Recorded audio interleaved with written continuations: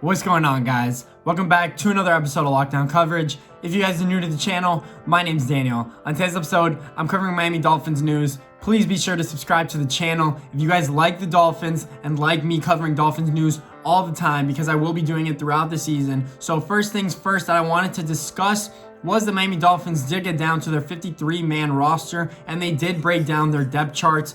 Two things that I did want to get to before I actually got to that was that one, Ryan Fitzpatrick was actually named the starting quarterback for the team. And in relation to quarterback news, Josh Rosen obviously did attempt to get traded from the Dolphins to any other team that actually did have value for him, but the Dolphins could not salvage a trade for Josh Rosen, and we did end up releasing him. The Tampa Bay Buccaneers did pick him up and now have him on their practice squad roster. I don't know why we couldn't have done that and left him on the practice squad roster, but maybe he probably wouldn't have lasted. I understand that.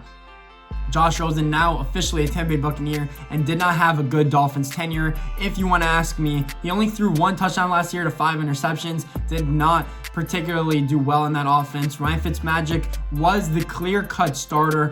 Even with Tua Tagovailoa there, he will start on the bench, and I don't think that Tua will get into a game anytime soon in the particular future because he needs to learn the offense and because we need to grow as a team. I think there will be some rough patches in the beginning of the year because we have so many young players, so I don't think that it would have been wise to start Tua right away. I don't care how good or how prepared he looked. I have said this throughout probably all my videos in the past because I don't think that Tua is ready, and because Ryan Fitzpatrick has been really good to start off multiple seasons, so maybe he could guide us, and then if we need Tua to get in there and perform well, he could do so and he'll be in a more favorable situation. So those are my two key points. Another trade that we did get is Lynn Bowman, the rookie from Kentucky that the Raiders did draft in the 3rd round, gets traded to us for a 4th round pick, and the Raiders send us Lynn Bowman and a 6th round pick. Kind of confusing, kind of don't understand why they traded him so early. They said it was not based off character concerns on the field or off the field,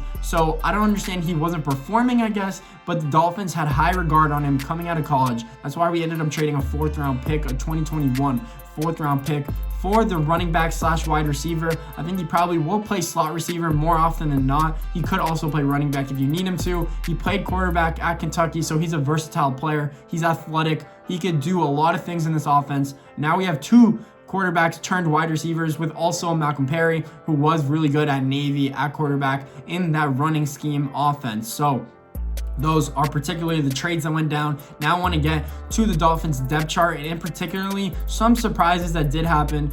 The first things first is I wanted to get to our offensive line because there is where we're probably going to have the most rookies playing, and Austin Jackson, the left tackle from USC, is listed on the depth chart as your starting left tackle, so that is good to hear that he has won out that job in camp. Austin Jackson is one of the youngest players in the NFL. Him and Noah Igbenogany, the cornerback from Auburn as well, probably won out that slot job if you had asked me. Nick Needham is not really a slot corner. I think that Nick Needham is better on the outside and playing the boundary. Xavier Howard and Byron Jones are listed as your 1-2 punch. I love it. I think Xavier Howard is going to be healthy enough for the week 1 matchup. Even if he's at 90%, I will take that Xavier Howard. That is much better than a lot of corners in the NFL. Some other news other than Austin Jackson on the offensive line is that Solomon Kinley from Georgia, the 4th or 5th round pick, is first on the depth chart. So I think that him beating out Robert Hunt, the 2nd round pick that we had, the offensive tackle / offensive guard, is kind of big, but I still think that Robert Hunt has huge upside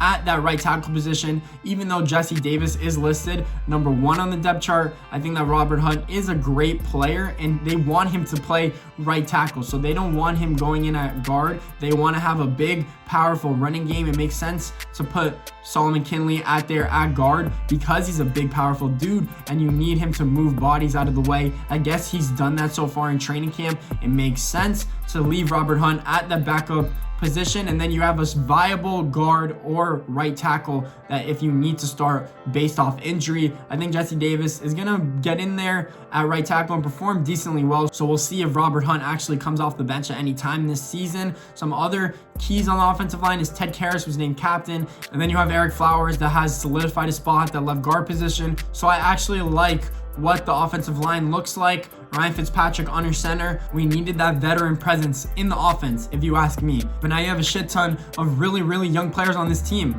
I saw a stat that we have over 20 players on the roster that are 24 or younger. We have over 10 players on the roster that are 25 or younger, and we only have one player over the age of 30. And can you guess who that is? That is widely veteran Ryan Fitzpatrick, the only player on the team that is over 30 years old, which is literally crazy to think of. It's literally probably unheard of that any other team around the NFL or in recent history actually had that compiled on their roster. Only one player above the age of 30. Ryan Fitzpatrick, probably the most important position in football, is going to be guiding us probably throughout the first 8 weeks of the season at worst. And that's at worst. That is if he's performing really, really bad even. I think Ryan Fitzpatrick still has something left in the tank. We still have a good offense around him with Devontae Parker, with Preston Williams that will start at 1-2 wide receiver. We'll see what we do with the slot. We have a rotation of players, in my opinion. Isaiah Ford, Jakeem Grant, now Lynn Bowman from the Oakland Raiders. He could also play running back, which I love. Jordan Howard in the backfield and Matt Breida. We have Mike Gesicki, probably that will also play a lot of slot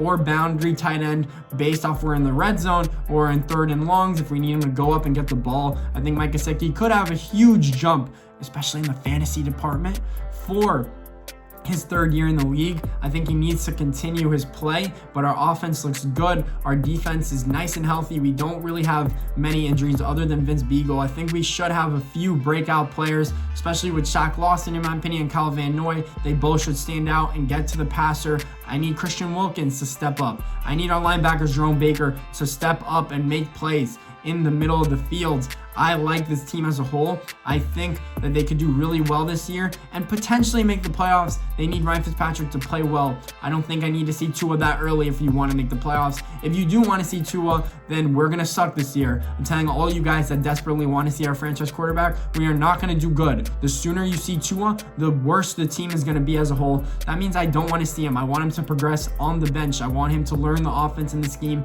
on the bench. You guys need to understand that and get that through your head, because that is probably what makes quarterbacks better the most. That and obviously playing time, but he will see snaps in practice and on the field and know how to adjust. He's a quick learner. He's a smart dude. I have faith in this Dolphins regime and this Dolphins coaching staff to coach him up and get ready for when the first time he does step on the field. Look at Patrick Mahomes. He played one game in that Kansas City offense the year of his rookie year, and the next year he came out and won MVP. So I'm not saying that every quarterback is going to do that. I'm saying it's possible for Tua Tagovailoa to be amazing next year and not play a single game this year, especially since there's no preseason. He does suffer from that, but that is the only thing he would suffer from. On my next video, I do want to do a preview going into week 1 against the Patriots, maybe some bold predictions, maybe what I think will happen against Cam Newton and Ryan Fitzpatrick. So if you guys like this video, please make sure to leave a thumbs up and subscribe to the channel. Appreciate all you guys. More Dolphins video to come. Thanks for watching.